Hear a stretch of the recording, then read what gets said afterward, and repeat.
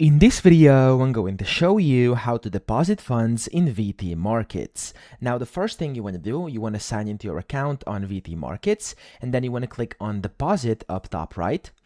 And then on here, you can basically first select the account you would like to deposit on, and then the amount of USD you would like to deposit. So the minimum is $50. As you can see, I'm going to do 100.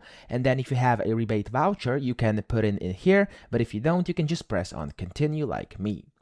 In here, the next step is going to be selecting your deposit method. So you have credit cards, cryptocurrency, you have wallets, offline transactions, etc. I'm just going to go ahead and showcase this via a credit or debit card. But if you were to use, for example, let's say crypto, you will get kind of your address you want to send to and a QR code you can scan to send quickly as well. You'll also be able to do a transaction if you use any of these bank transfer methods, etc. Okay, so I'm gonna use this credit debit card. You want to press continue, and then after this you will basically see a summary, and then if you agree with everything you can just click on pay now.